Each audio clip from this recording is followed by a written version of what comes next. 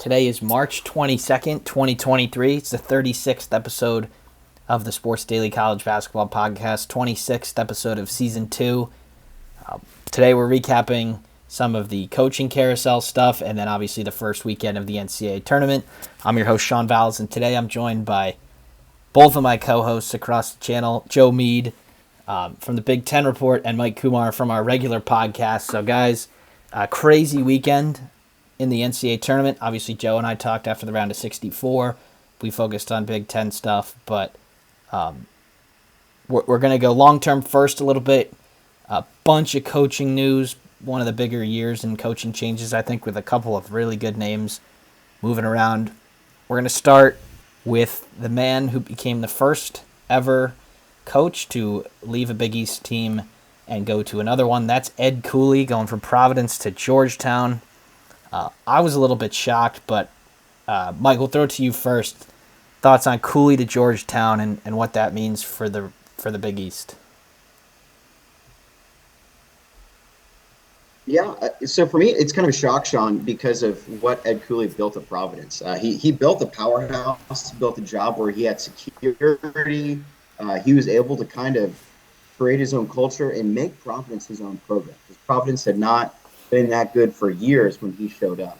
And he really made it his own. Now he's going to a program that nationally has a bigger spotlight than Georgetown, a program that has a little bit more tradition, right, with John Thompson's, the Patrick Ewing's, Allen Iverson's, et cetera, et cetera. But yes, it is a little bit of a surprising hire for me. I didn't see Ed Cooley in Providence.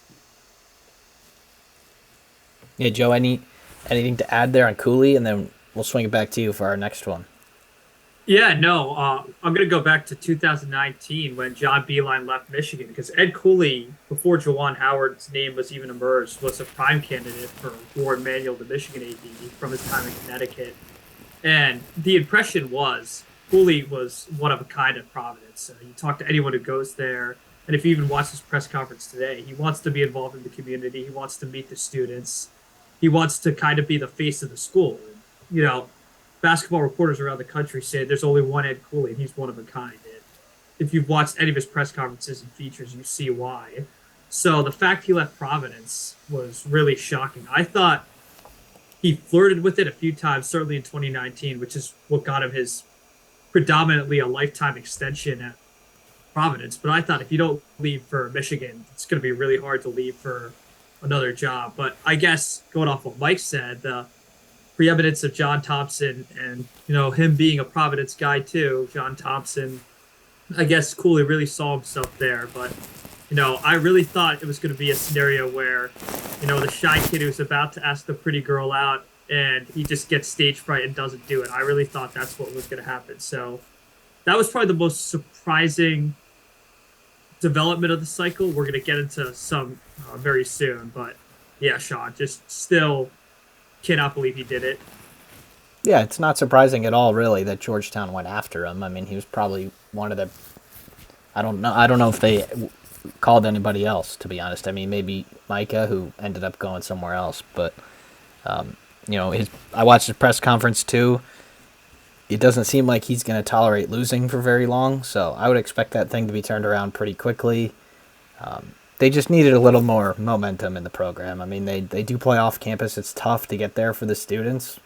They play in a full NBA arena. Even if you get it, 5,000-6,000 people there, it seems empty because it's 15 or 12,000 or whatever it is. But I'm sure he'll hit the transfer portal pretty hard. I think his team this year at Providence was pretty much entirely built by the transfer portal, minus Jared Bynum, who isn't now in the transfer portal. But Cooley, former Fairfield coach, Ed Cooley, seems like he's left every program that he's been at better than where it was when he took over. So I'm surprised he just went through with it, just like you guys. So go ahead, Mike.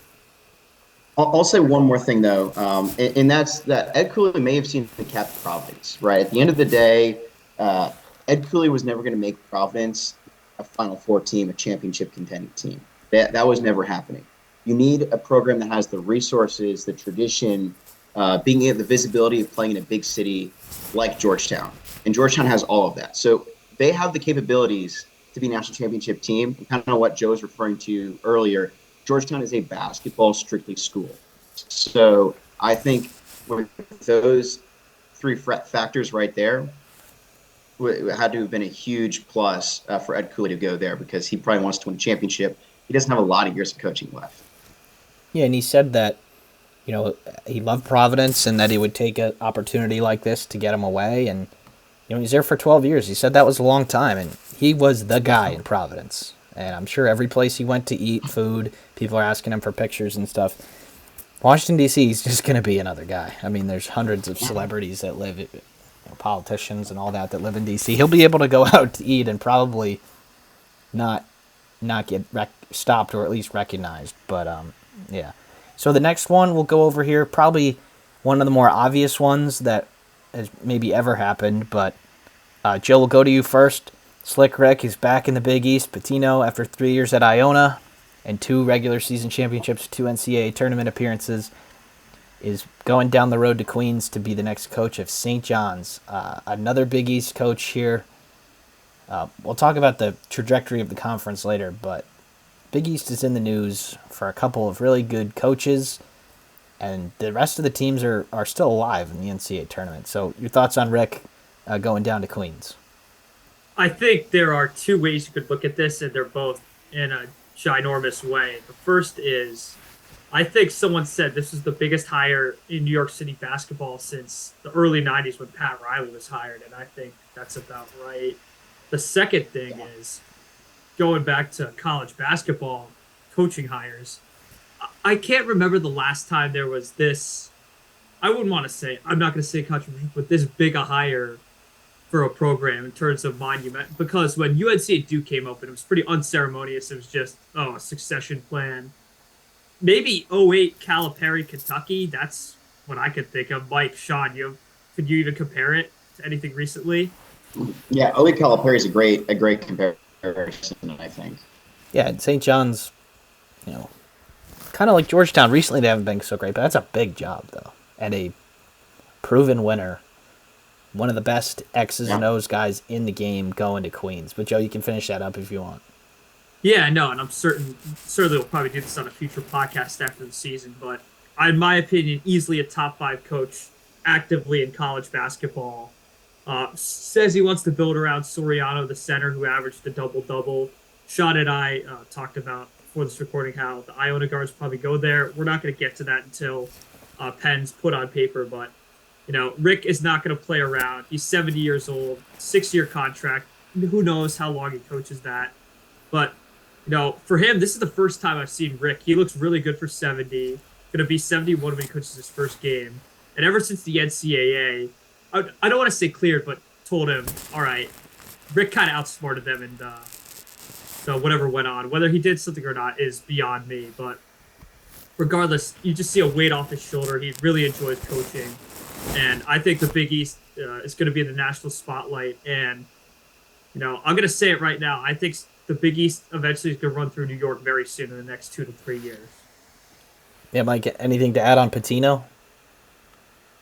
Yeah, it's funny. We saw a lot of, disgruntled Iona fans that were talking about Rick Pitino betraying them, going to St. John's because their former coach had actually skipped on the St. John's hire. And I don't really know why this was a shock, right? St. John's is the premier college basketball program in New York City. It's a huge market. They play at the Garden, not as much now as they used to. But they will, though. They will now. This is a huge hire, and for Pitino to be back home on a big stage, I mean, this is huge for him. This is huge for New York basketball, and I think it's really interesting to start to see the change in college basketball in the Big East, right? Before a couple years ago, it was Villanova and Seton Hall. And now you're seeing the reemergence probably of St. John's, and I think Georgetown will also reemerge. But we've already seen the reemergence of UConn as well. So some of these old powerhouses in the Big East are kind of becoming the bigger stories now, which I think is really intriguing going forward. Yeah, Pitino, proven winner. I've actually seen a lot of him over the past couple of years with Fairfield being in the same conference as Iona, and they're a very solid team, and he gets everything that he can out of his players, but they rarely lay an egg. I mean, they are so consistent. They were 19-1 last year in the conference and 17-3 this year. I think they were dealing with a couple injuries early, and then they won their last 13 games of the regular season.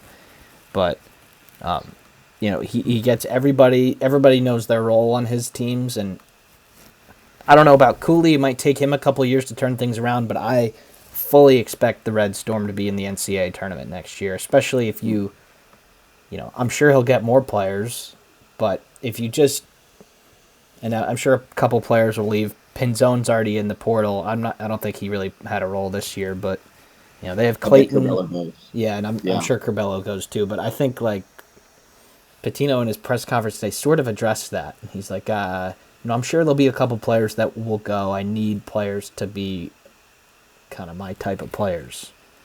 And he had already named Soriano the captain, but Jenkins, Clayton, and Soriano, I mean, that might be enough, honestly, if you get a couple other role players to make the tournament. Because the Big East is going to be stacked. You're not going to have to go 14-4 or whatever to make the tournament, but huge for St. John's. This was probably could have predicted this months ago. The shocking thing there is it's not super important, but Steve Masiello, the Manhattan coach who was fired before the season, was added onto the Iona staff this year. I don't know what title they gave him, but I think the plan was for him to kind of be the next coach after Rick left, but he will be going to Queens with Pitino to be an assistant coach. So Masiello was an assistant under Pitino at Louisville, right? He may have been. He's a pretty good coach. What Manhattan did to him was pretty not fair. I don't think. Yeah, from 2005 till 2011, he was the head or the assistant coach at Louisville. But that moves us into our next one here. Something that was done very quickly. The next Iona coach is not Steve Masiello like everybody thought it would be. It's Tobin Anderson from Fairleigh Dickinson. Just one day after he was on the Today Show, he moves up from the NEC to the MAC. We've seen that a lot in coaching, but Joe and I talked after that game had happened. But Mike, I'll just add a couple, or you can add a couple things on Tobin Anderson, and I think really, really good job from Iona here to get it done this quickly. Yeah. So, I think if you look strictly at what he's done at Fairleigh Dickinson, it's obviously incredible to see Fairleigh Dickinson as a 16 knockoff Purdue. But what's also critical to see is he a proven winner before then? And the answer is yes. So he was at St. Thomas Aquinas for several years and went to Sweet 16 and Elite 8 year after year, won conference year after year. So this guy's a proven winner. I'm not sure how well he knows the Northeast. He spent one season at FDU, hasn't done much recruiting there. But I'm sure this is going to be a great hire for Iona, and I'm sure they'll be right there at Metro Athletic Conference going forward. Yeah, he's got like a 77% win percentage in his career. Yeah. And that is pretty spectacular. You look at some of the other names that are up there in the all-time greats, they're not even that high. But he clearly knows how to coach. And at Iona, I think that's pretty much been the premier location for talent and in the MAC since even before the Tim Kluse days, even back to the Kevin Willard days. There might not be a lot to take from for him, and I'm not sure his D2 guards from FDU can make the jump all the way to the MAC. But people seem to really like him. He was kind of the story of March Madness, his interviews and stuff like that. But I'm really happy for him. He's getting a huge raise. And while I was pretty happy that Pitino's out of the MAC, Tobin Anderson might be a really good coach at the end of his career because he's on a great path to be hired after just 1 year in Division I is odd, but he clearly had him organized in 21 wins this year after a 4-win season the year before. Obviously not him, but great. He deserves it fully, and I'm not looking forward to seeing him on the other sideline next year when I watch Fairfield. But the next coaching hire we'll get into quickly here is one that I think was announced by their Instagram account, but not like officially by the school. Kim English is going to Providence to take over for Ed Cooley. The George Mason coach was there for 2 years. Mike, Providence fans aren't thrilled with this. Do you think they have a good reason to be, or is this a good hire? Yeah.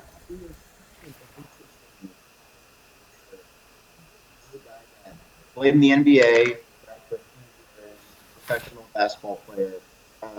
His only experience as a head coach, though, 2 aggressively average seasons at George Mason.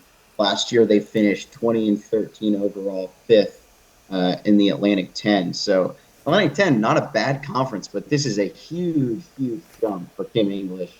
I definitely think Providence could have done better than this. There are a lot of good candidates out there for them to get, and I don't know. This just kind of seems out of the blue. I don't really get it. Yeah, Joe, anything to add there? Yeah, I'm going to throw a few things at that. The first one is the Providence AD was very aggressive, and if you're into Northeast or Big East politics, I recommend you watch his press conference with the media after he found out Cooley was leaving. He was not happy with the Georgetown AD. All I'm saying, and we'll get into this way later, is I'd probably want a ticket to that game at the Dunk next year. But beside the point, I think English, I'm going to disagree with Mike on one sense. A lot of basketball punditry and a lot of coaches in the business think this guy's a rising star and think, maybe in a year or two, Providence couldn't even get the guy. So certainly I agree, a humongous risk. I thought they could have went after 2 really big names that really could have made the conference not only entertaining, but probably one of the more technical foul oriented. I'm going to watch my language here for some of our younger listeners, but I wanted them to go after Bobby Hurley or Richard Pitino. I think that could have been really interesting. Imagine both the Hurley boys in that rivalry. But,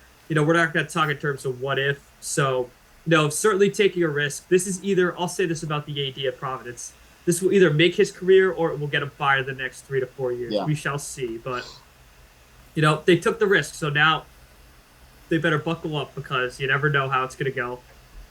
Yeah, I think it's a worth it from right now. In this point in time, it seems like it's a risk that's worth it. Obviously, if they go under 500 for 3 years and he's out the door, then it won't be. But I think we sort of mentioned this when we were talking about Cooley. Like, Providence will never be the top dog in the region, in the Big East. They will always be second to UConn, even if they're good. And so that, like, people are saying Billy Donovan. I don't think that he would have gone there. He's still contracted in the NBA. I think maybe they could have tried to hijack Pitino if they had reached out a little bit earlier. Obviously, he's a former Providence coach. It would have been really interesting. Yeah, they got back. But I think Kim English is okay, but it's not as if Sean, they'd can I throw something in there? Go ahead.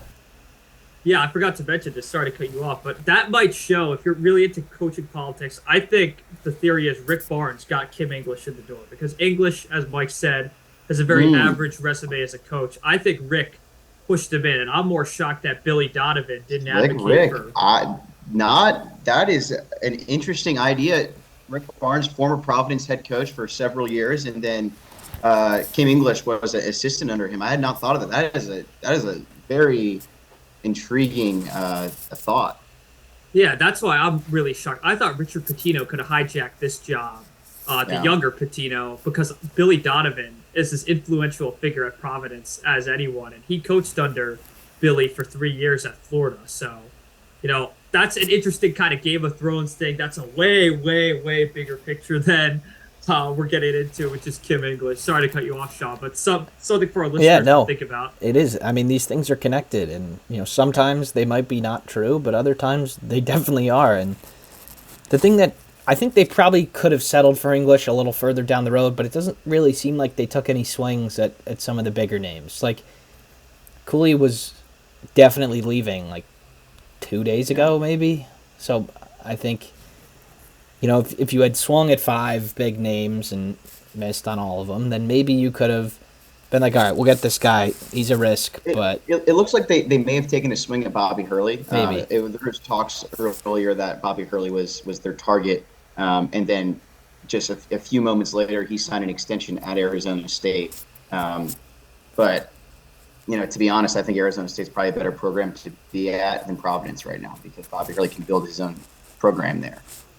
So that's the only big name that I heard tied to the program before Kim English was hired. Yeah, and I've heard a couple things from A10 fans. I think this is not good news for Providence fans, but Kim English, apparently there's a lot of talent on those teams. And I mean, fifth, I think you said, or seventh. Yeah. To not really, if you have a lot of talent in the A10, that to me says that you should be knocking on the door for the NCAA tournament, or at least a top 4 seed or something like that. So maybe that's a storyline to come from. But I think we just have one more coaching hire here, guys. Obviously, after, if I've forgotten any, or a couple are close but not quite done yet. So I think we'll save those. But I'm pretty sure this one is done. Micah Shrewsbury from Penn State this year, after just 2 years there, is going to South Bend. He's an Indiana guy, coached at Butler, coached at Purdue, and then went to Boston with Brad Stevens. But Joe and I have talked about him all the time this year, about how he has really kind of figured things out.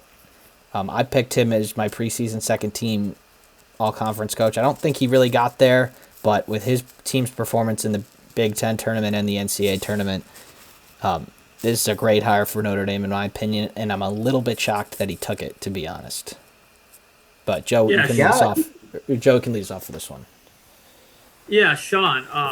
This is pretty interesting in terms of Penn State. So they have a new AD named Pat Kraft. So, I think Micah, I really thought he was going to bargain, use Notre Dame or Georgetown when it was open to maybe get an extension. But I do understand him leaving. He is an Indiana guy, like you said. And all 5 of their top 5 scorers are probably going to move on. So, going to be an interesting job. I'm seeing, in the first 3 hours of this coaching search, I'm seeing Adam Fisher, the current associate coach, PSU alum.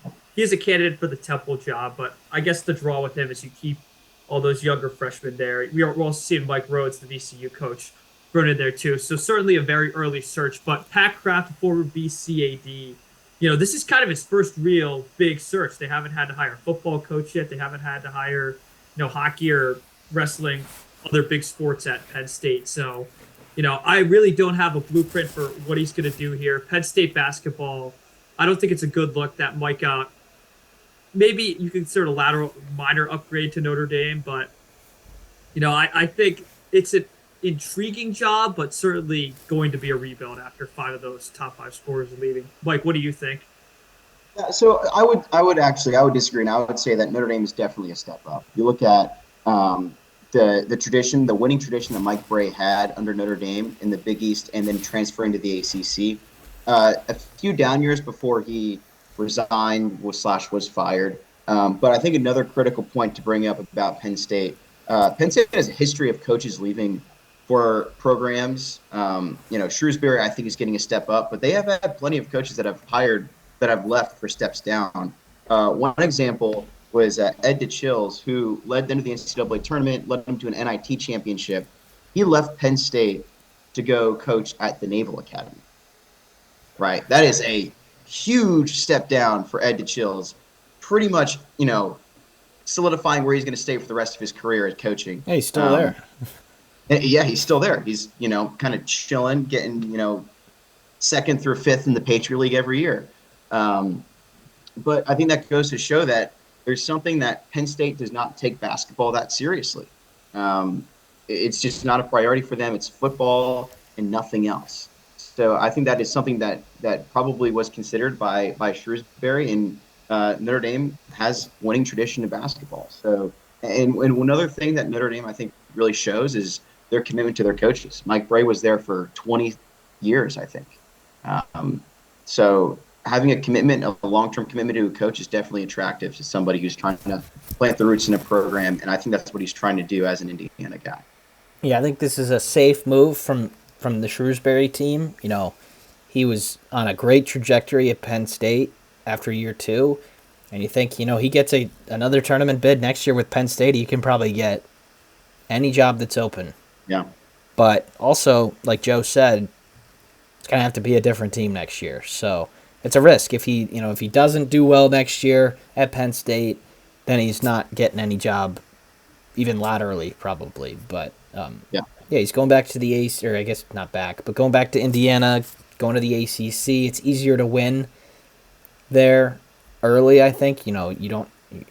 You should be at least 500 if you have a. I know they weren't this year, but you should be at least 500 in that conference. There's a lot of bad teams, a couple good ones too, but a lot of bad teams, and he'll have a pretty long leash. I think Mike said. They keep guys around for a while, and it's a fairly similar job. I think, like Joe said, at a football school, Penn State was, and that's why Holtman I think was also linked with the Notre Dame job from Ohio State. Pretty solid program if you look at it just from a basketball point of view, but clearly not the priority. I don't. It's not the priority at Notre Dame either, but just a little bit of a lower or a little bit of a higher floor, I think, because they could easily go 2-18 in the Big Ten next year if they don't bring in the right guys and stuff like that. We've seen that happen. You don't typically see that happen in the ACC, although it kind of did this year for Notre Dame, but. I think their foundation will be built a little bit higher. Maybe they get to the tournament in year one. Not really sure about what their roster will look like, but right at 26 minutes here, so I figured this would take about 30 minutes, but so we're good on time. But a couple transfer portal entrants here. Nobody's really. I got one more coach I want to highlight here. Oh, go ahead, Mike. It is the new Wichita State head basketball coach, former longtime assistant for Scott Drew and my Baylor Bears. Had some couple of phenomenal teams at Oral Roberts. This guy is Paul Mills. So 6 years at Oral Roberts took them to the Sweet 16 that one year. They were one rim job away from an Elite Eight, and had a phenomenal team this year. They just ran into a buzzsaw that was Duke in the first round. So I think that's a fantastic hire for a team that was really looking for a step up. Ever since their dominant days were over, came to an abrupt end about 5 years ago. They really haven't been the same program. So I think this is a big-time hire. I'm kind of surprised this guy is leaving the immediate Southwest area, going a little further north in his comfort zone. But clearly he's getting a pretty big pay bump to go to Wichita State. Yeah, Wichita State in the American Conference next year. Houston will not be there.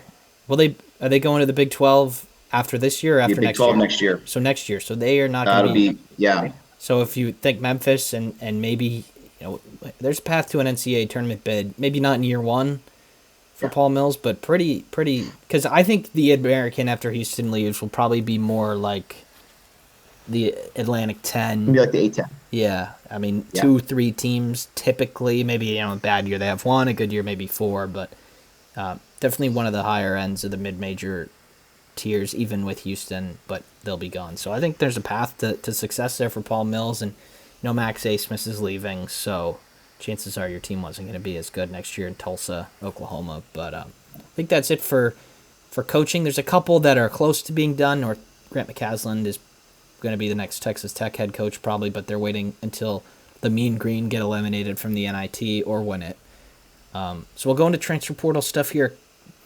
I'll refresh verbal commits, see if there's any. There are a couple big names here, not a ton. Nobody's really committed anywhere yet. We've got a couple role players from certain teams. Zach Clements from Kansas.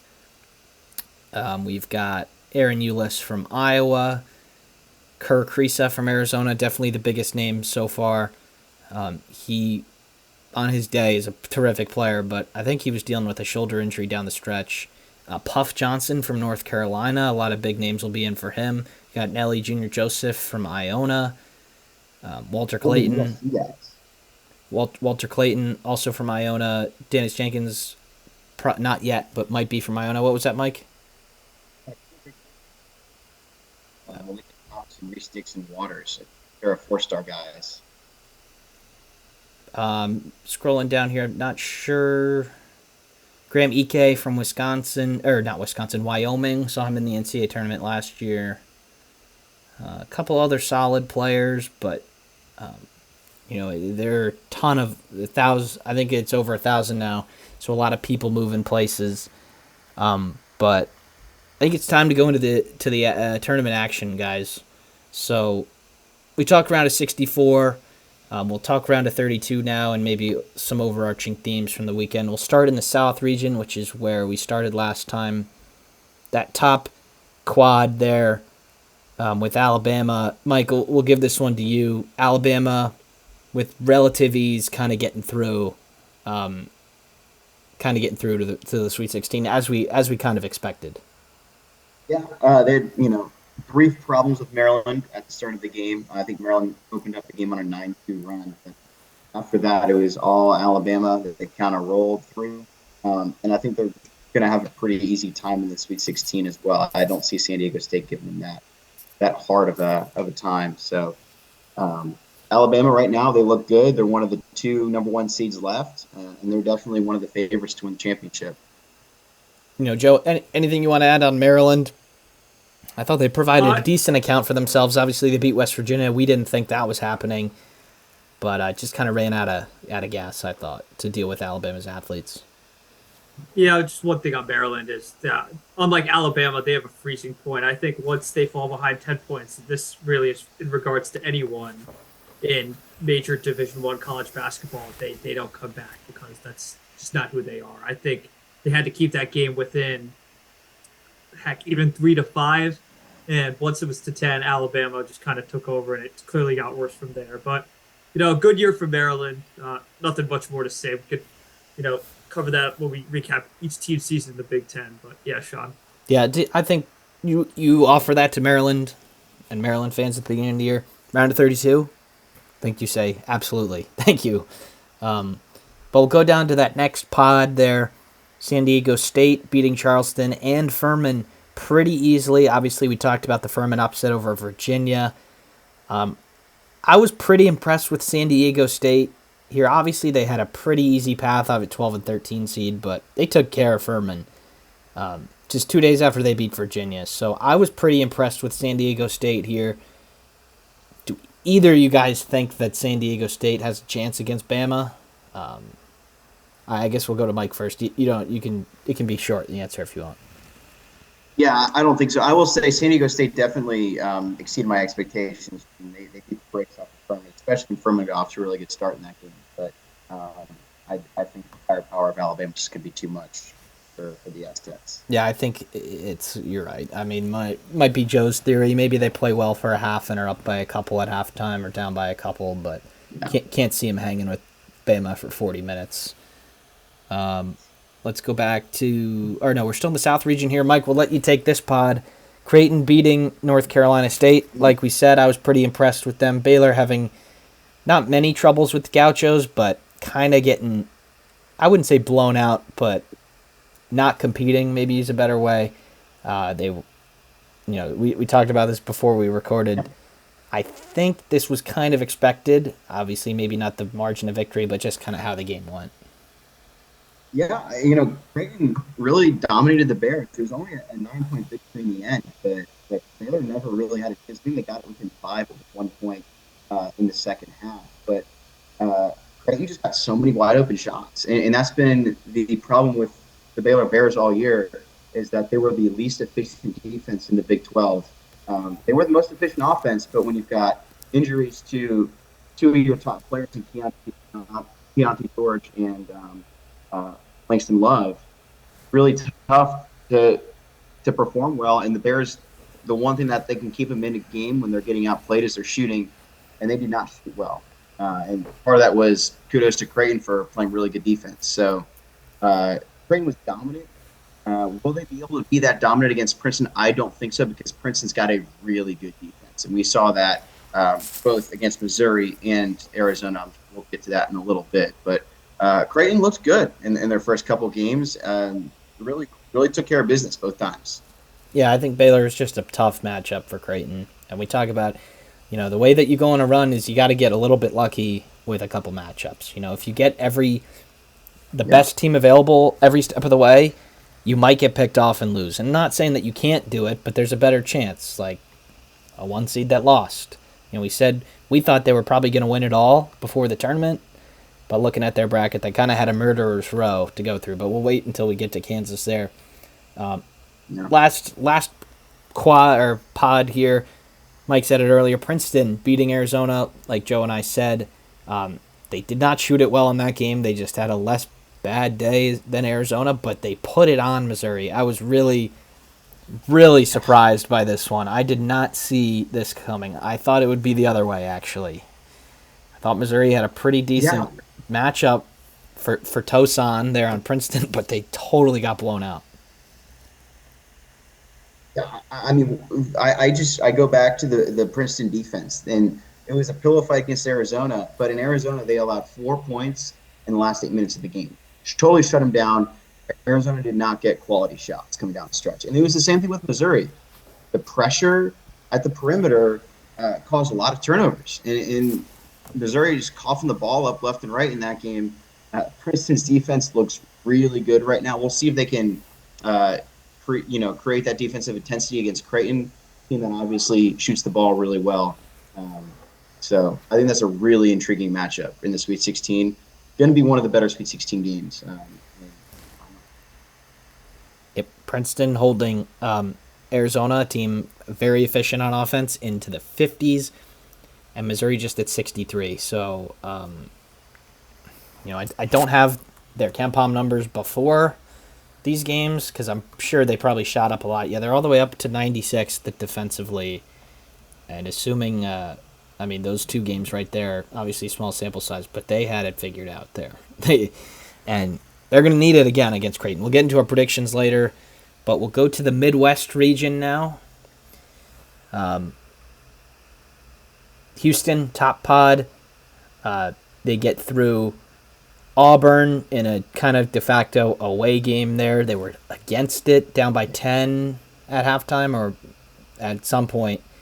But they got the job done. They came back only giving up 2 field goals in the second half. So what a defensive performance there. And Joe, you think the Cougars got what it takes to cut down the nets in their home city?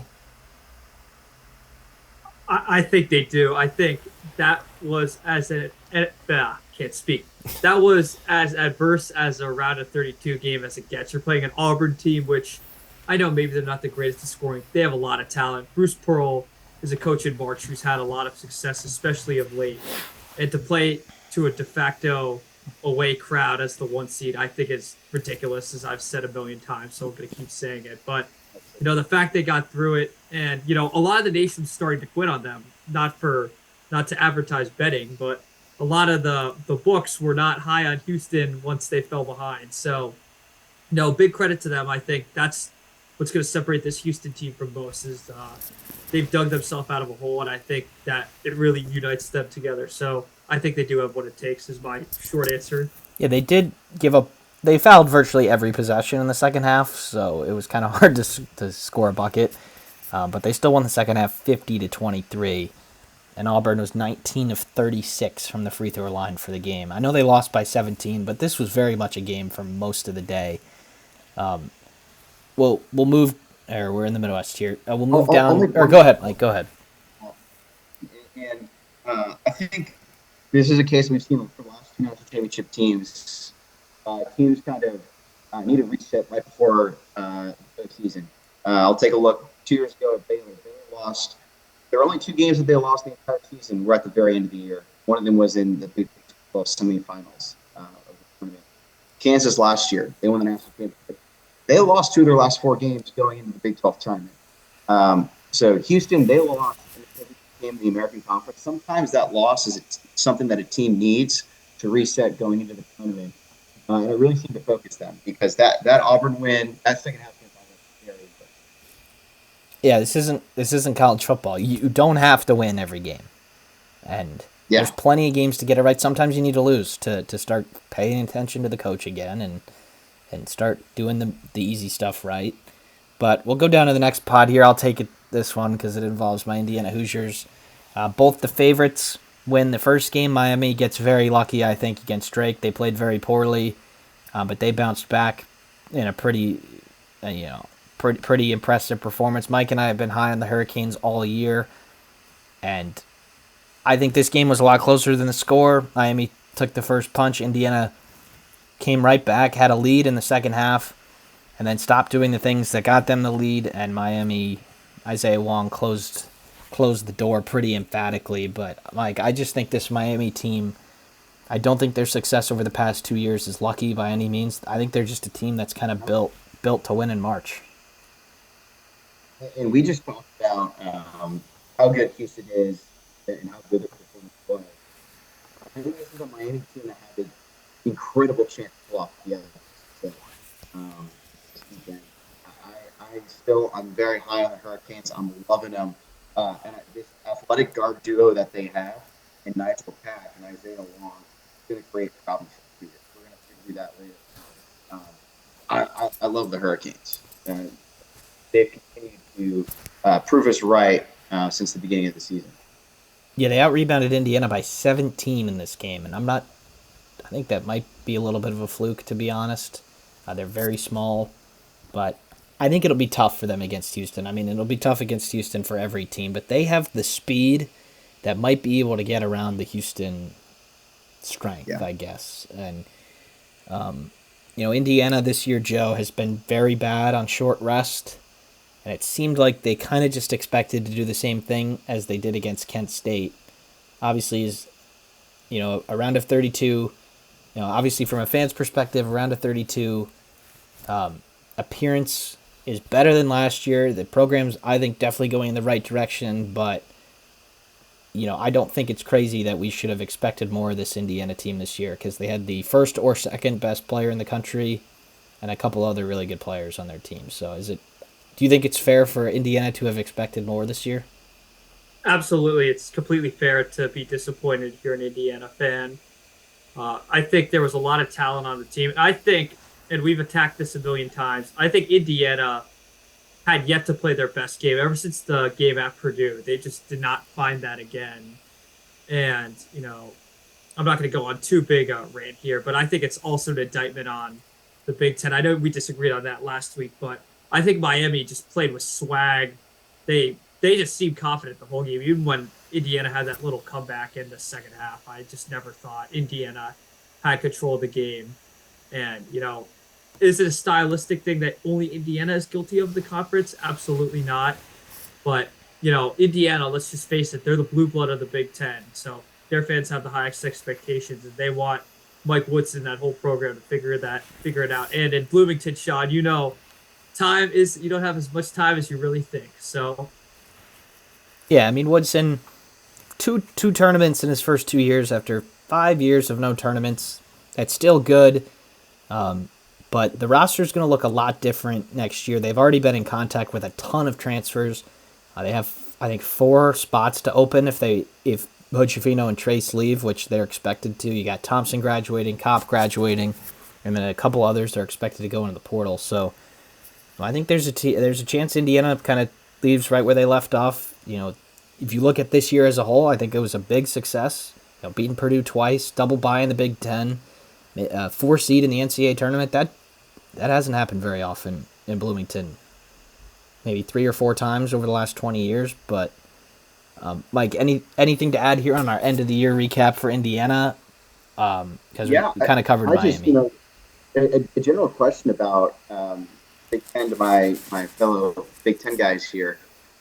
This just seems like yet another year where the Big Ten has underperformed in the tournament. Albeit this year they had a lot of teams that were higher seeds. But keep in mind, Purdue, one of the number 1 seeds, got bounced in the first round, right? Second time that's ever happened. So why is the Big Ten underperforming so much in the tournament, especially when they field so many teams year in and year out in the Big Dance? It's definitely the style. Joe said it earlier, but I want to go back to Miami for a second here. On a day and a half rest, or however you want to call it, played Friday, now you're playing again Sunday. They had the best defensive game plan against Trace Jackson Davis that any team has this year on virtually no practice time. They trapped the pick and roll, which made Indiana go into a short roll, and then it sort of worked, sort of didn't. But they also side fronted the post when the ball was on the wing and brought the help before the pass was there. So that is not something that teams do at all. So they made it tough to get Trace involved, and that's probably why they took the lead, and they just got him the ball on the 3-point line after that so they could get him the ball. But this is, I think, not really an indictment on Coach Woodson, but Larinaga won the coaching battle by far. And I'm not criticizing Woodson, but Larinaga is a great coach. Mike has talked about him all the time, rightfully so, and they're moving on. But the next pod here, Pitt losing to Xavier. Xavier getting really lucky against Kennesaw State, like Joe and I said on Friday night. But sometimes you, like you said, you need that kind of punch in the face to get you back on track here. And I thought they brought it against Pitt, and they proved that first round game was a fluke. But yeah, if you anything to add there, Mike? We kind of called it, I think, in our post-mark social media reaction. We said if Xavier can get that Kennesaw State, they may have a chance to do something special. And they barely got past Kennesaw State. But they probably shouldn't have. Really, it probably shouldn't have, but they were very dominant against Pitt on Sunday.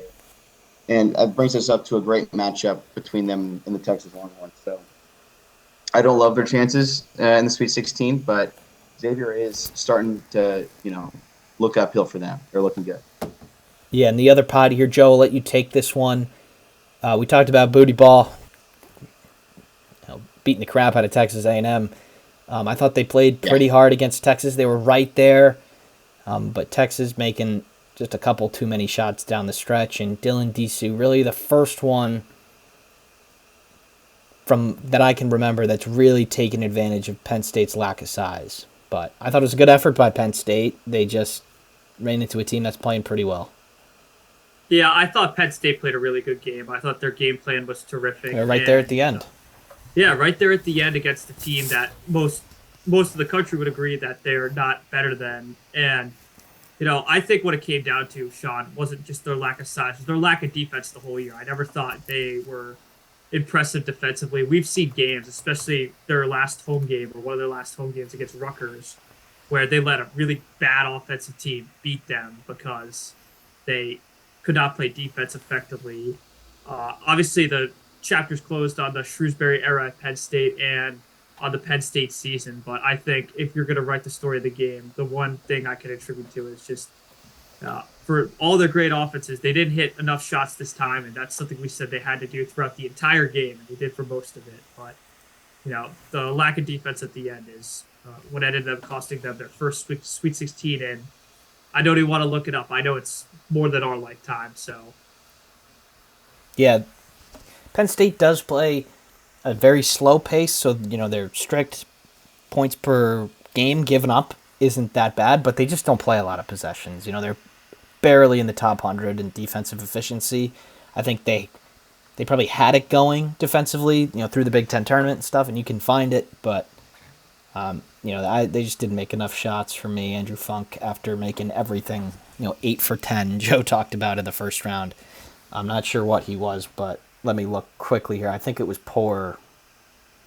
Was not 8 for 10. No, it was. They were Saturday, right? It was. I'm thinking 1 for 8, and he was 2 for 10 from 3. So that'll do it for you.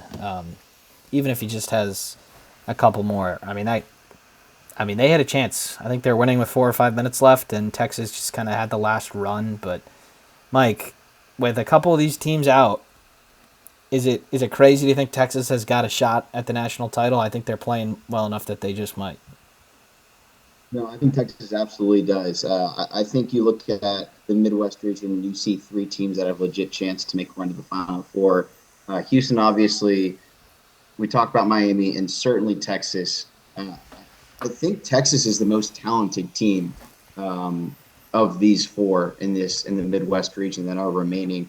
Dylan Disu, he's kind of carved himself out to being an NBA prospect after an incredible game against Penn State, coming down the stretch, 28 points. I think he had the most points scored by a Texas Longhorn now in the NCAA tournament, surpassing Kevin Durant. And I'll also say this is the first time that the Longhorns have been in the Sweet 16 since the 2007-2008 team before Kevin Durant. So shout out to the Longhorns for getting back there. I know this is mostly with Chris Beard's talent, but still, an incredible job since they've had that change in coaching mid-season. So the Longhorns look good. And I would say that this game being close was less of an indictment on the UT basketball program, and it was more of an exception to how good Penn State was playing coming down the stretch. Penn State's a really good team, and they beat a lot of other current Sweet 16 teams if they play that way. Yeah, They definitely. were phenomenal. And just a note there, Rodney Terry's still the interim head coach in Texas. It's a little odd to me that they haven't just given it to him. They might take a shot at a couple big names. Crazy. But a couple of these other big positions are being filled, but they need to be careful that somebody doesn't offer Rodney Terry the job. Somebody else. They need to be careful with that. But we've said it, should get the job. But it's a little bit odd to me that he hasn't been offered it yet. Just maybe Texas has something up their sleeve. I know this has been rumored for a long time that Calipari has been interested in the Texas job. And Calipari, you got to think he's starting to get on a little bit of a short leash at Kentucky. We'll get to that in a little bit. But I think that might be what is slowing Rodney Terry down from being named the full-time head coach of Texas. Yeah, luckily they did win a game this year for them. They did beat Providence, which ended the streak of 4 years, I think, without an NCAA tournament win. Maybe 3. But yeah, they had a couple bad teams in there. So they got that number reset to 0. But that's an interesting conversation that we'll probably have in the future about Texas. For as long as this thing goes on with Rodney Terry having that interim tag on it. But I will go to the West region here. Big news, Bill Self did not make it back to coach like we thought he would. And then they get picked off by Eric Musselman and Arkansas. Mike, we said this was a possibility for Kansas. They might lose, but maybe if they have Bill Self, maybe they win it. But your thoughts on this game and Arkansas's chances going forward? Yeah, I really think that the difference in this game was not having Bill Self on the sidelines.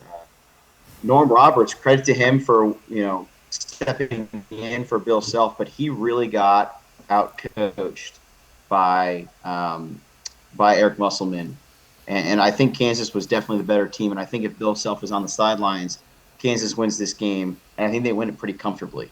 But Musselman makes some great halftime adjustments, and they came from behind in this one because they were down for 35 minutes in this game.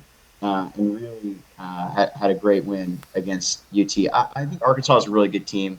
They have not played as good as their record shows this year. They've had a lot of really tight losses. I saw them barely lose to kind of a heartbreaker against Baylor this year. I think they're going to run into a buzzsaw that is UConn. UConn's been playing phenomenal basketball, and you'll talk about them next. But Arkansas certainly is putting together another run. I think this is their third straight Sweet 16 now with Coach Musselman. So really impressive stuff what he's doing down there at Fayetteville. Yeah, they had a couple of their guys who are said to be NBA guys. They've been injured this year. They're all in there. They're all really great athletes. And when they make shots, they're pretty dangerous. So we said this was a possibility. They kind of took care of Illinois in the first round. But we said this might be a possibility. They could do it, and they did. So they're moving on to Vegas. This is the West region, so it'll be Vegas. But Joe, I'm not sure how much you caught of UConn, but they're the team facing Arkansas. They trail at halftime to Iona, roll them in the second half, and they sort of did the same thing to St. Mary's. So UConn probably my pick to come out of this region right now. We'll get to our picks at the end, but your thoughts here on UConn and they that Vegas regional is going to be pretty fun to go to because you got a lot of talent there. Not only a lot of talent, you got a lot of personality. Just look at Hurley versus Bus. Are you kidding me? If you're a guy who likes fiery coaches, I recommend watching that. Wouldn't want to be the official in that game. Oh, God, no. One thing I will say is why we spent 27 minutes on the coaching carousel is we're finding the guys in year 4, so the 2019 coaching search. They're really the stars of this Sweet 16. You had Cronin start that year. You had Oates and Musselman. So that's why we spent a lot of attention to it. And, Musselman has kind of gained himself as not a Mr. March yet. I'm not going to go that far, but definitely a mainstay in the Sweet 16. I mean, 3 straight. So Hurley, this is his first Sweet 16. So, we'll get to picks later, but definitely something to consider before betting or picking this game. Yeah, so the next one here is TCU and Gonzaga. Gonzaga kind of took over late. This was one of the later games. I don't think there was a whole lot that happened here that was surprising. TCU, obviously, the great comeback against the other Hurley brother in the round of 64. They beat Arizona State on a Jacoby Coles buzzer beater, but some people thought they had a chance here. Others didn't, but I was pretty impressed with Gonzaga from what I saw of this game, Mike. And if you want to add anything here, you can. But Gonzaga is rolling too, I think. Yeah, I really thought the school north of Waco had a really good chance in this game. Got off to a really, really good start. But Gonzaga, at the end of the day, they're playing better than we expected coming down the stretch. 3-point game is really generous to Christian. They are. This was really won by Gonzaga coming down the stretch, and they proved that they, really are still a mainstay in college basketball. Yeah, I did not think this game ended as a 3-point victory. I thought Gonzaga was kind of in control for the last 8 the school minutes north of or so. Waco made a buzzer beater to make it a 3-point game. Oh, it was really a 6-point game. Yeah, so they're up by that's bugging my eye. 5 here with 5 minutes left and 7 with 3 minutes left. So yeah, they 35 minutes. They had won this game, but good for them. Yeah. It'll be a tough one though. They got UCLA up next. Joe, Northwestern. Some people thought they might have had a shot here. It didn't seem like they ever were going to win this game, in my opinion, though. And thoughts on Northwestern's effort against UCLA, and are people starting to sleep on the Bruins a little bit because of their injuries? Do they have a shot to do some damage here? I made the mistake as a Michigan fan 2 years ago of sleeping on Mick Cronin and really making a meme out of him compared to the height he was to Jawan. But no, seriously, I think Cronin, he's proven it at Cincinnati, and he's proving it at UCLA. He's a phenomenal coach in the tournament and just in general. Northwestern, one thing I'd say is we've always gone back to their experience, and they've certainly had a heck of a year. I mean, this is as far as since the 2017 team as they've gotten. Nothing to be ashamed of if you're a Wildcat fan, but that just goes to show you experience. Yes, I think it's extremely crucial. We'll get into Michigan State later in March, but it also proves you need talent. UCLA, no shortage of that, even with the injuries, and that kind of shows you need a mixture of both. It's not just an excess of one, as we've seen. So, and that's true for experience too.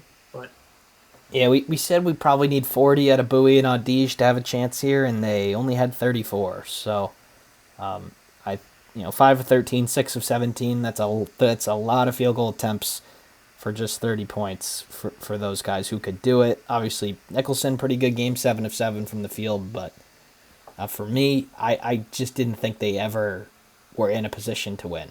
But UCLA, a lot of doubters after their injuries to Clark and Bona. Bona did play 20 minutes in this one after not playing in the game against UNC Asheville, which they rolled. But I don't think he's 100% yet, but UCLA still guards. They still compete.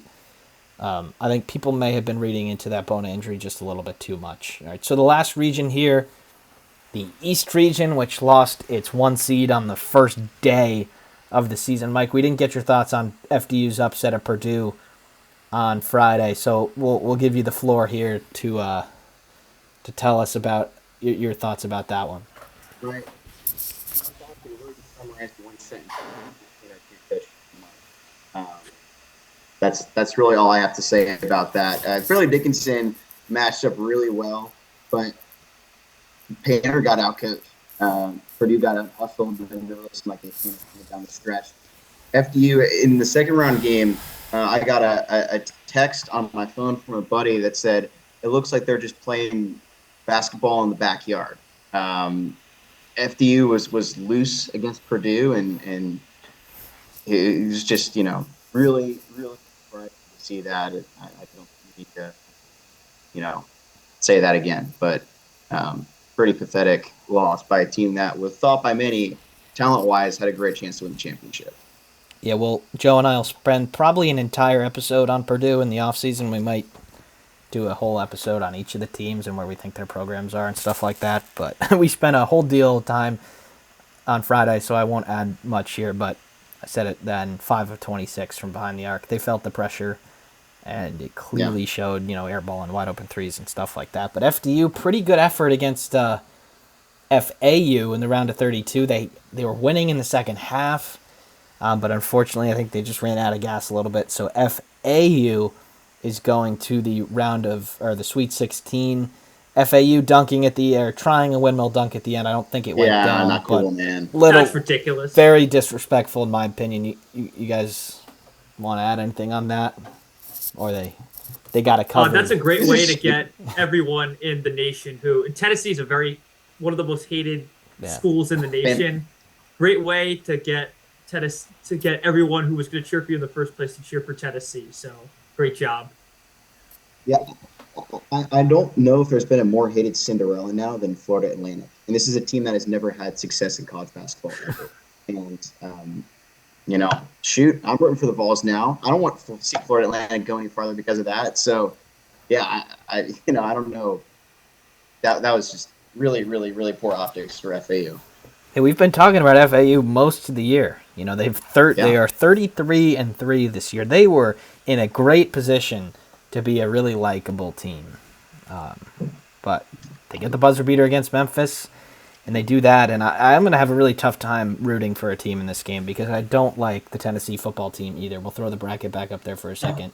They fully embrace the fouling in the tournament, and they beat Louisiana by 3. I thought very unimpressive, maybe a little bit lucky to even win that game, but they turned it around with a great defensive performance against Duke. And they fouled them a lot, and the refs called them, but they were some hard fouls, especially early. Plavsic on Filipowski, I think he got him under the eye. He had a huge mark. Yeah. And, I think this Tennessee team, everybody can agree that they're a pretty dirty team, but they definitely got under Duke's skin, I thought, and even if they call it, you're still less likely to go in there next time if he gets you in the face. But yeah, I'll give Rick Barnes credit though. He's gotten a lot of flack ever since he's come to Tennessee, even in his latter days at Texas, that he couldn't coach in the NCAA tournament. Tennessee's been upset several years since he's been the head coach there, and they came close in the first round against Louisiana, but they knocked off the hottest team in college basketball in the Duke Blue Devils. So say what you will about Tennessee, they went in there and they took care of business against Duke and held them to just 52 points. And Kamua, too, 27 points, and he only averages 11 on the year. He was a game changer. I think without a point guard, really, with Ziegler out for Tennessee, I think them just totally mucking up the game is how they're going to have to win. Maybe not against FAU. They got a positive draw. They could probably show up, and if they play okay or solid, they probably get the job done there. But you get to the Elite Eight, you're one game away from the Final Four, and these other two teams down here, I think they could kind of foul their way to the Final Four, if we're being honest. They have the bodies. They still played 9 deep with Ziegler out, and they only got called for 11 fouls, but all of those fouls were definitely fouls, and they probably got away with a couple, but they have the fouls to give, and they will probably use all of them. As the other team, you got to go in strong, and you got to make your free throws. Duke only got 7. I know a lot of Duke fans are not happy about that, but I was just impressed how they were able to kind of impose their will against Duke, and nobody has done that since January, maybe. But Shire, in his first year, gets to the round of 32.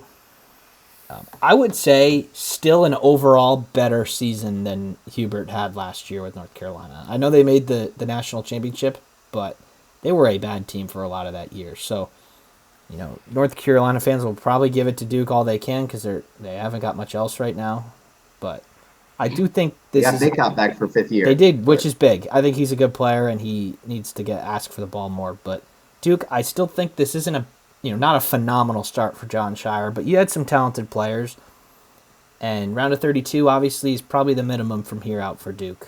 You came in playing really hot. The ACC should be better next year, so there's an opportunity for a better seed. But your guys' thoughts on Duke here? And obviously, I really didn't see this happening. I thought Duke would probably make it to at least the Elite Eight. Yeah, I really thought Duke was a Final Four caliber team this year. We talked about it on Selection Sunday, but they just got outbodied by Tennessee in this game, and that was a very much a surprise to me. I think overall it's still probably a little bit of a disappointing season for Duke um, because of their tournament finish, but a lot of good things to build on for John Shire. I think he's got a lot of young talent that isn't ready to go to the pros yet, and that's going to be huge for them. So next year, I think they're one of my preseason favorites to grab a championship and to run the table in college basketball. So They had a lot of I think the best is yet to come for them. freshmen who came in thought were going to be NBA talent. Whitehead, Filipowski, Lively.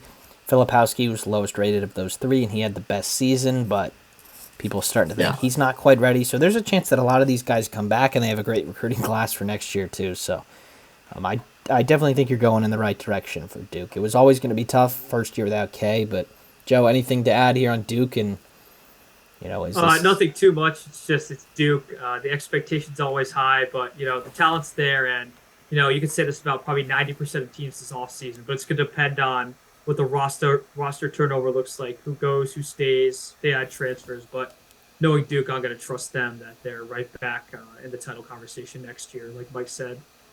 Yeah, so we'll go down here to we're already over an hour here. All right, well, this is our last region though. I think we're fine. But Kansas State beating Kentucky in a really good game. The one that went back and forth. Sheboy had a ton of rebounds. I'm not sure he had 25 against Providence, but Kansas State just made a couple shots down the stretch, and immediately, Mike, when we saw the bracket come out, we knew that the New York guys on Kansas State really wanted to play in the Sweet 16 at MSG, and they've done just that. Kentucky's probably not an easy team to play. They have a lot of length, but Kansas State gets it done, and they're going to the Sweet 16. yeah. I think Kentucky was plus 17 in rebounds in this game, which is just it's crazy to lose a game being that good on rebounds. But Marquise Noel at the end of the game, Sean, we've talked about him all year. He was unconscious from the 3-point line at the end of this game, making all sorts of prayers. So that was really the key to Kansas State's victory. This was back and forth until the last minute of the game when Kansas State went on a very quick 8-0 run and put this game out of reach for Kentucky. Yep, Kansas State, when you have a 1-2 punch like that and you get a couple of your role players to make shots, there's a formula to winning. And Joe, we'll give you the bottom one here. I think a big upset down here. Obviously, Michigan State beating USC. Both teams played pretty solid. Michigan State got the job done. Marquette having no issues with Vermont, but Marquette was my pick to win it all. They were absolutely rolling coming into the Big East tournament. They won the Big East tournament, and now here. I was very, very impressed with Michigan State, though. Marquette, I don't think played terrible. Obviously, they didn't play great, but Izzo does it again in March. And, Joe, it's our only representative in the Sweet 16 for the Big Ten Conference. But you chalk this up to a really disappointing game for Marquette, or just another Izzo masterclass? That's all. Just had to say that my boldest prediction was only one Big Ten team would make the Sweet 16, and guess who it was? It was the Michigan State Spartans. So, now that our victory cigar is away for that take, I would like to say that I was not shocked at all. I know Sean picked Marquette, but I'm going to put it this way, and Mike already went after Matt Painter, so I'm going to go after Shaka Smart. I don't think Shaka Smart is a good coach in March. I don't care what he did in 2011. Tom Izzo, and I'm a Michigan fan, is far superior. I think anyone in the state of Michigan had a funny feeling that game was going to go that way. I think Michigan State is really good. This is what separates them in the Big Ten, going back to Mike's question. Izzo has no problem going away from a game plan and attacking the other team's weakness, and he did just that against Marquette. And, I got to give it to Tom Izzo. This is only his second time in 7 years getting out of the first weekend, and there were a lot of naysayers saying, oh, not that he's done, but he's not the guy he used to be. Well, I think he is, and I think, you may have one of the most foul-heavy games of all time if they play Tennessee in the Elite Eight. So I'll leave it at that. I'm definitely not going to be humble about that prediction. I knew Michigan State, with their experienced backcourt and defensive pressure, was going to break Marquette, and they did just that. Yeah, it's going to be a good one. We'll swing it back the other way now. We just have predictions left, I believe. I don't think we forgot anything else, but we'll start in this game here. You don't have to give a huge explanation, but we'll give it to you, Joe, first. Who have you got in this Michigan State Kansas State game at Madison Square Garden to advance to the Elite Eight? I got to go with the Spartans. Yeah, I could see that coming. Mike? Yeah, one point I just want to say about Tom Izzo. I think this is the sixth team that he's taken to the Sweet 16. That's a 6 seed or higher. That just shows how good of a coach he is in the Big Dance. I'm going to go with the Big 12 here. Go with Coach Chang and the Kansas State Wildcats in this one. They've just got so much firepower. Got to stick with that. Yeah, the key matchup here will be Malik Hawk and Keontae Johnson. I do think Johnson just gets it there, so I'm going to go with Kansas State. But I would not be surprised at all if Michigan State wins this game. They're actually the favorites as of right now, which I certainly didn't see coming at 1.5 points. That's the first game tomorrow on TBS, 6:30. But I think it'll be a good one. You got Tyson Walker, who's a New York kid, going against Noel and a couple of the other dudes on Kansas State who are from the Big Apple in Manhattan, not the Little Apple in Kansas. But that'll be a good one. And the second game there will be FAU against Tennessee. I'll lead off for this one. I think Tennessee rolls them probably by a lot. I don't think Florida Atlantic has the sort of the strength or the athletes to wear the fouls and the hard hits to the ground and stuff like that. There'll probably be plenty of reviews for flagrants and stuff like that. I'm sure a couple elbows will find their way into a couple of people's noses, but I think Tennessee wins here. Mike, you're in the middle, so we'll go back to you for this one. I'm going to go with the Rocky Top in this one. Not much of an explanation. You kind of said it all there. Rick Barnes is going to get back to the Elite Eight here. Joe? Dusty Bay's agent's going to be pretty busy tomorrow night because he's had a heck of a year, and so is FAU. So he's going to be fielding a lot of calls when his offseason begins, probably 5 minutes after the game. So, Rocky Top. All right. Yeah. So we'll go to the bottom here to the West region now. Las Vegas. This will be on Friday. The first game is maybe no, it won't. It will be on Thursday with the East region. So the West region here, the first game, 7:15 on CBS. UConn against Arkansas. Hurley and Musselman, definitely one of the best coaching matchups here. Joe, we're going to you for this one first. I'm going to ride with the bus. I think, it's just better and more experienced in March than Danny, and that does not give me joy to say because, I pull for Danny's from our state, but, I'm going to go with the bus. Arkansas. Mike? Yeah, I'm going to go with Arkansas on this one again, just purely how much experience Arkansas has in the tournament over the last 3 years. All these star players also have so much experience playing the tournament. Would love to go with Coach Hurley and UConn, but I'm going to ride with the status quo here. I think this will be a good game.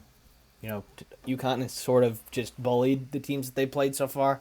Don't think they can do that to Arkansas. Sonogo will probably not have 28 points like he did in the first two games, but he's still rolling. And Trayvon Brazil's not there for Arkansas, so I'm going to go with the Huskies to the Elite Eight and to the Final Four for that matter. But the next game here, Gonzaga UCLA at 9:45 on CBS. Right after this one, I'm going to go with the Zags here. I just think that they're starting to really get going under the radar, which I think might help them a little bit. People have, I wouldn't say wrote them off because they've kind of been in that 10 to 15 range all year, but people are not treating them as the national championship contenders that they are most years. So I'm going to go with Gonzaga to the Elite Eight and then UConn beating them to the Final Four. So we'll go back to Mike for this one.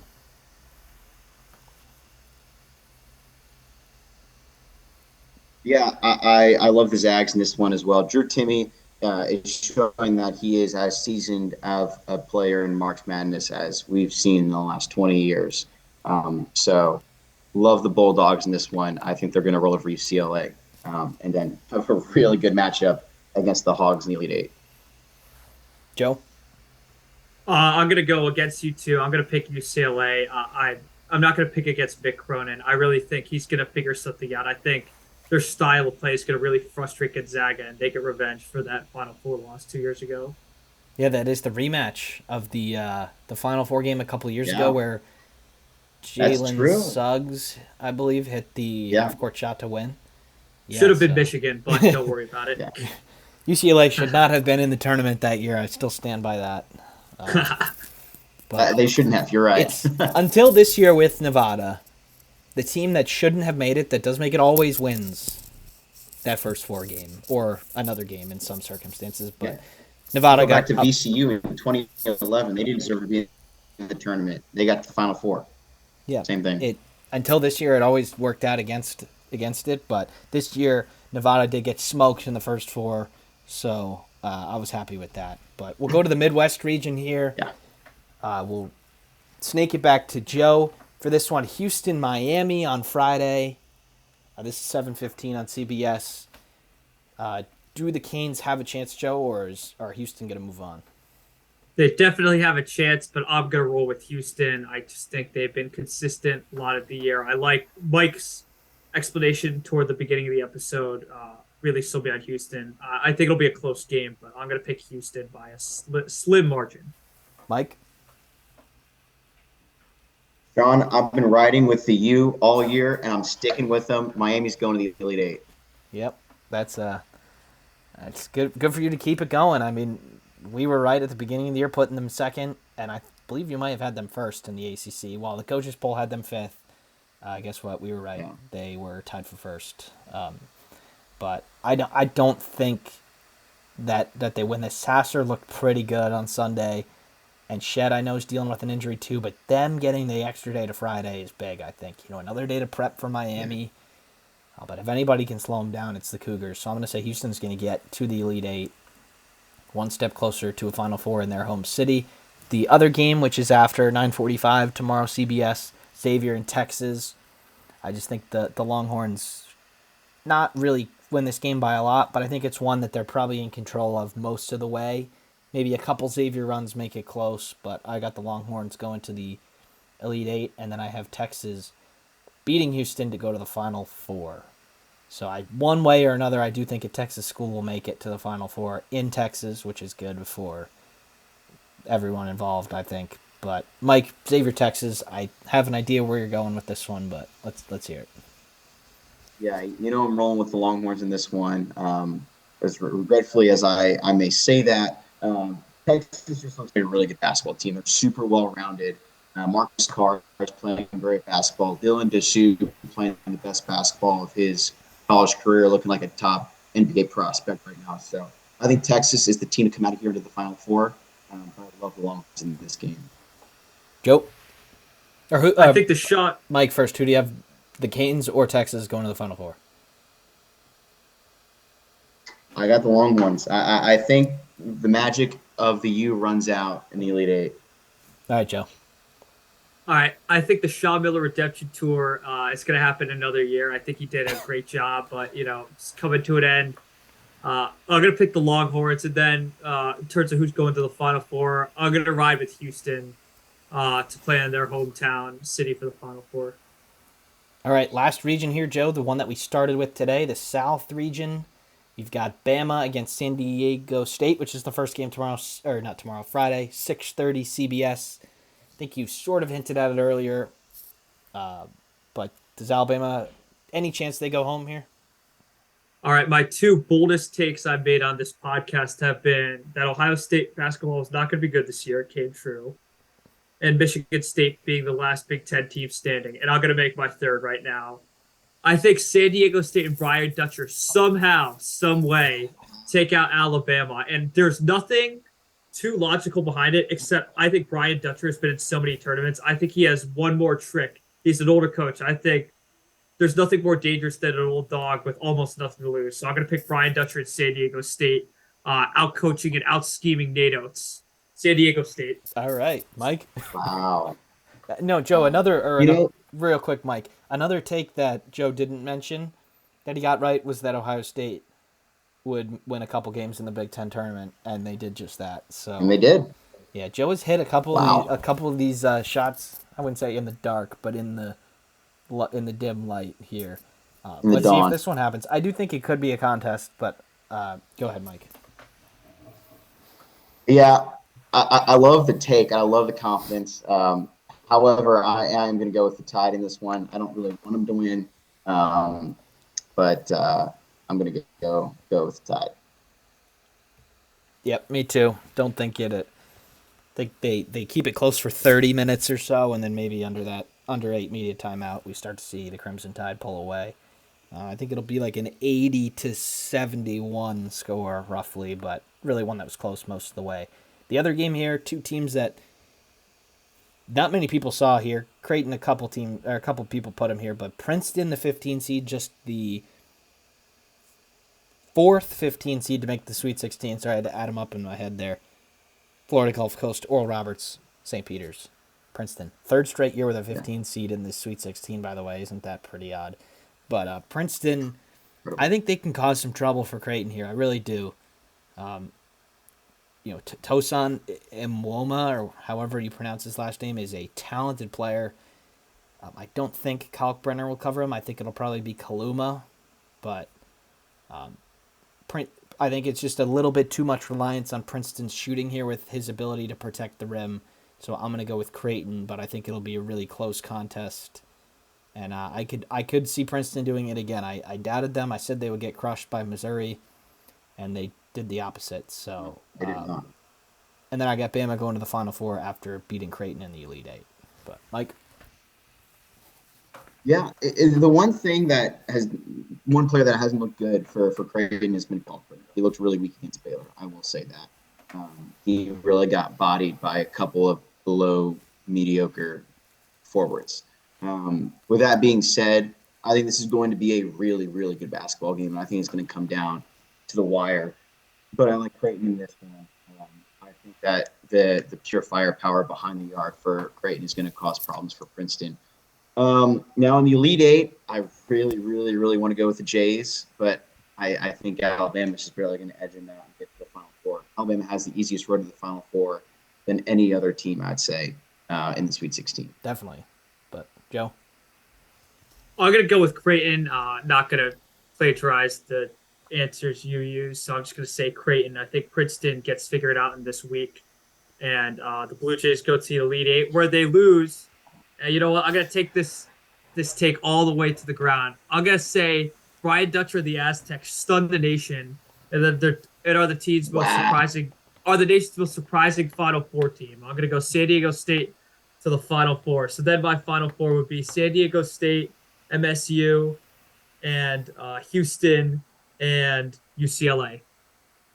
Yeah, That would be the most surprising 5 seed since Butler to make the Final Four. yeah. So, quick recap from me. I've got Bama, Texas. Here, sorry, just pulling up the brackets. Bama, Texas, UConn, and what did I pick for this first one? Did I? Tennessee, Kansas State, or MSU? Which one?